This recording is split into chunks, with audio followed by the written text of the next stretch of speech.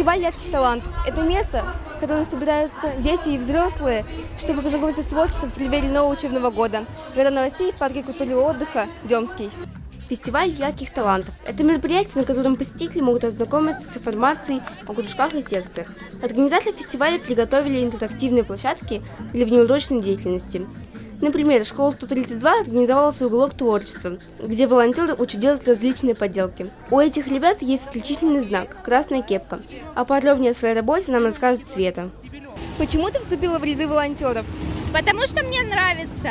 Мне нравится, что люди в моем окружении радуются и улыбаются, когда я делаю добрые дела. Потому что они вдохновляются этим же и тоже горят желанием сделать доброе дело и помочь близкому человеку, или помощь животным, или помощь престарелым, тем, кто нуждается. То есть волонтеры – это мы, люди, которые зажигаем других людей на добрые поступки и добрые дела. Поэтому мне очень нравится быть волонтером. Самым главным местом, собирающим взгляд на это мероприятие, является сцена. На ней выступают ребята, исполняющие разные виды танцев, от народных до современных.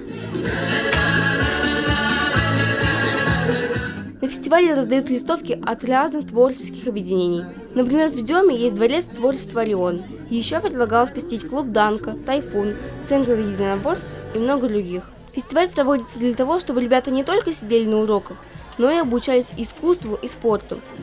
На этом фестивале людям доступны не только кружки, секции и творческие клубы, но и также развлекательная программа в конце. Диана Головашева, Ренат Кашапов, специально для Горы новостей.